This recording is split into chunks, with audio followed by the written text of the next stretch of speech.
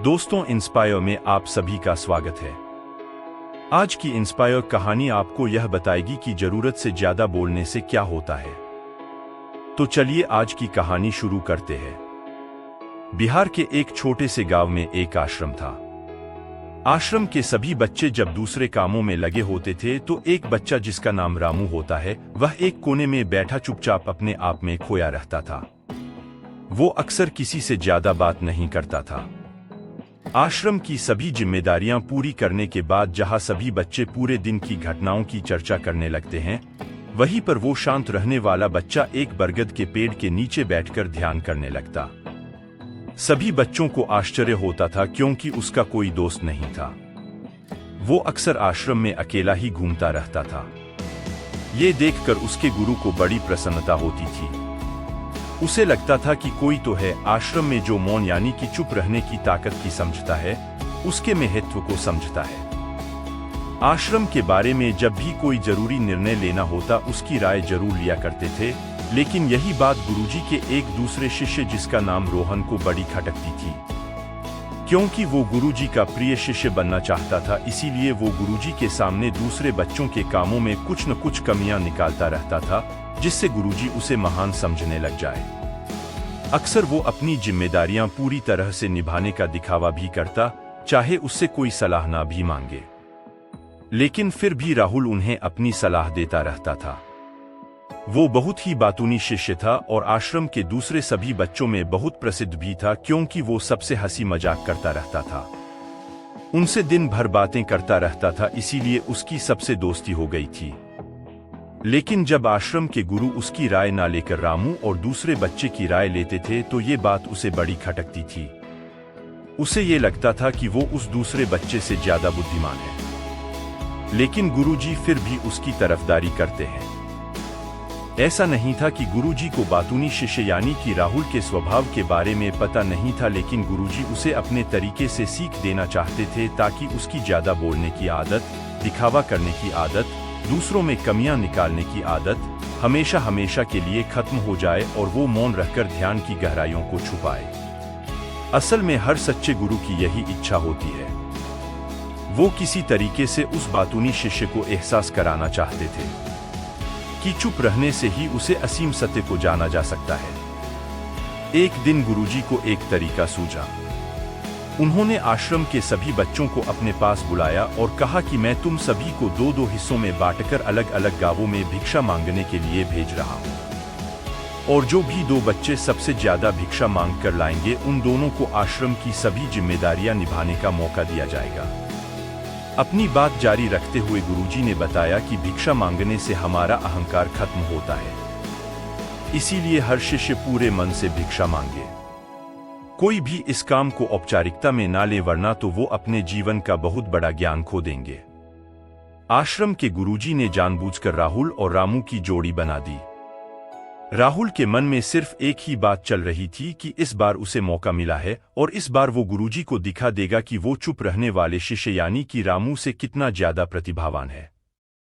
दोनों शिष्यों ने आपस में अपनी सहमति से निर्णय लिया कि दोनों गांव के अलग अलग जगह से भिक्षा मांगना शुरू करेंगे, ताकि भिक्षा मांगने का काम जल्दी खत्म किया जा सके। रामू हर द्वार पर जाकर अपने हाथ जोड़कर अपना भिक्षा का पात्र उनके सामने कर देता। उसके चेहरे पर एक सादगी और उसकी आंखों में एक एकांत होता था, जिससे भिक्षा देने वाले उसे भिक्षा देकर अपने आप को अनुग्रहित समझते थे। वहीं पर राहुल हर द्वार पर जाकर उनको कुछ ना कुछ ज्ञान देने लगता था, जिससे ज्यादातर लोग उसे बिना भिक्षा दिए ही लौटा देते थे। पूरे गांव में भिक्षा मांगकर जब दोनों गांव के बीच में मिले तो बातूनी शिष्य ने देखा कि चुप रहने वाले शिष्य के पास उससे दुगुनी भिक्षा थी। ये देखकर उसे मन ही मन बहुत ठेस पहुंचा। लेकिन जब वो दोनों भिक्षा का सामान लेकर आश्रम की तरफ जा रहे थे तब राहुल की एक चालाकी सूझी। उसने रामू से कहा कि हमें अपनी भिक्षा एक ही थैले में डाल लेने चाहिए। गुरुजी ने हम दोनों को एक साथ भिक्षा लाने के लिए कहा था। रामू ने बिना कुछ बोले अपनी सारी भिक्षा उसके थैले में डाल दी। राहुल मन ही मन बहुत खुश हो रहा था कि अब गुरुजी को ये पता नहीं चलेगा कि ज्यादा भिक्षा हम में से किसने मांगी। उसे लग रहा था कि गुरुजी मुझे इससे कम प्रतिभावान समझेंगे। इसीलिए उसने ये तरकीब लगाई। सभी शिष्यों के आने के बाद संध्या के समय जब सभी की भिक्षा तो ली गई तो इन दोनों शिष्यों की भिक्षा सबसे ज्यादा निकली। गुरुजी ने इन दोनों का अभिवादन करते हुए आश्रम के सभी बच्चों के सामने उनकी पीठ थपथपाते हुए उन्हें मुबारकबाद दी और कहा कि मैं आश्रम का कार्यभार तुम दोनों को नहीं सौंप सकता। इससे आपसी मतभेद होने का खतरा रहता है। इसीलिए तुम दोनों में से जो ज्यादा भिक्षा लेकर आया है, आश्रम की जिम्मेदारी उसे ही सौंपी जाएगी।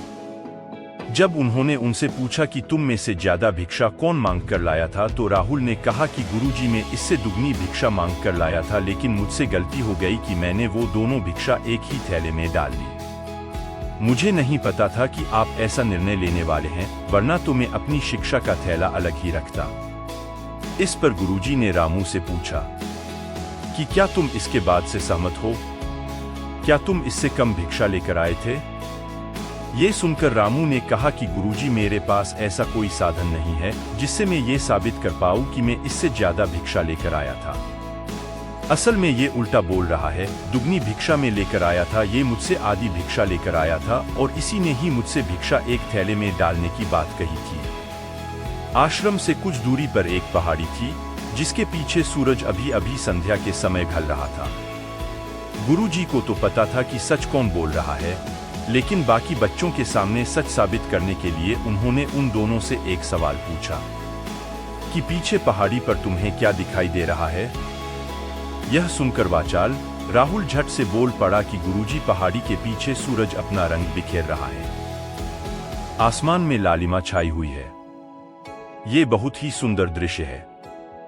वो तो और भी बहुत कुछ कहना चाहता था, लेकिन गुरुजी ने उसे चुप करते हुए दूसरे शिष्य यानी कि रामू से जवाब जानने के लिए जब उसकी तरफ देखा तो उसकी आंखों में आंसू भरे हुए थे। श्रद्धा, भक्ति और प्रेम से उसकी आंखें भर आई थी। गुरुजी को उससे पूछने की जरूरत ही नहीं पड़ी। गुरुजी ने सभी बच्चों को संबोधित करते हुए कहा कि मैंने सवाल किया था कि पहाड़ी के पीछे तुम्हें क्या दिखाई दे रहा है। ज्यादातर लोगों को यही दिखाई देगा कि एक बहुत सुंदर दृश्य है, लेकिन मजे की बात यह है कि सुंदरता बोलकर नहीं बताई जा सकती, उसे महसूस किया जा सकता है और सामने वाला उस सुंदरता को आपकी आंखों में देख पाता है।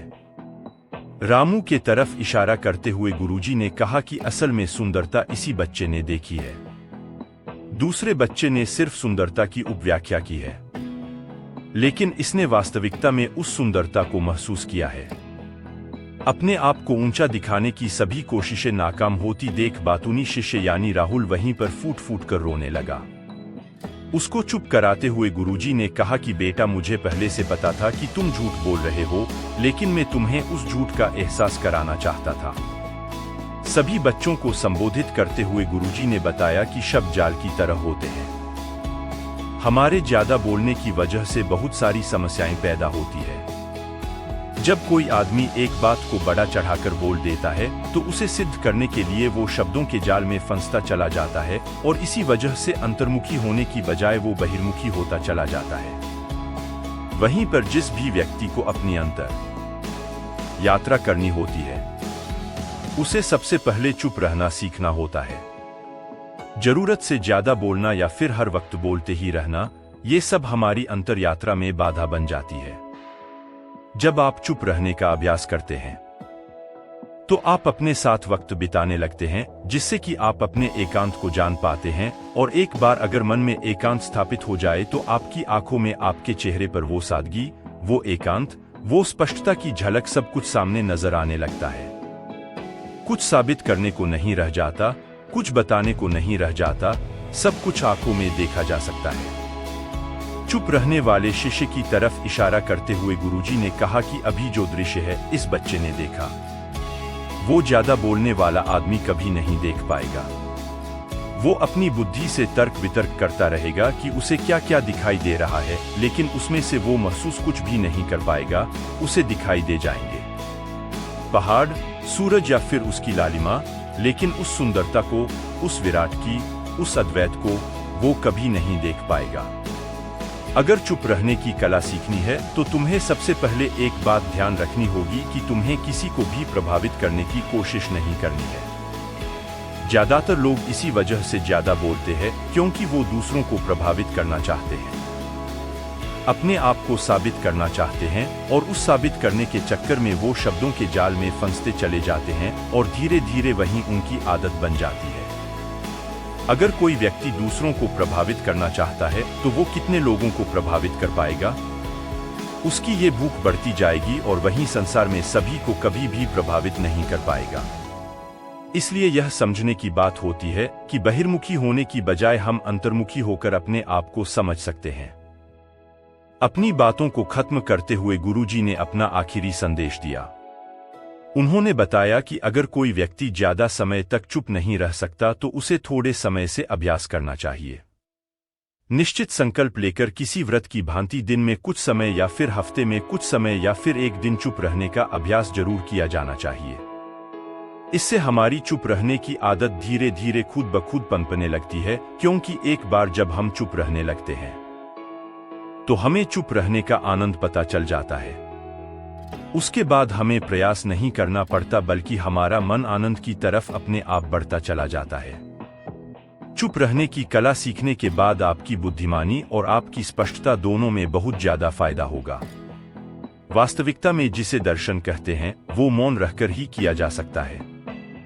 इसके बाद सभी बच्चों से कुछ समय चुप रहने का संकल्प लेकर गुरुजी ने अपनी बात खत्म कर दी और सभी बच्चे रात्रि का भोजन करने के लिए एक साथ भोजन कक्ष में पहुंच गए। तो दोस्तों, कैसी लगी ये कहानी आपको कमेंट सेक्शन में जरूर बताना, और इसी के साथ अगर आप हमारे चैनल पर नए हैं तो चैनल को सब्सक्राइब जरूर कीजिए। तो मिलते हैं किसी अगली कहानी में, तब तक के लिए अपना ख्याल रखें और अब तक कहानी में बने रहने के लिए धन्यवाद।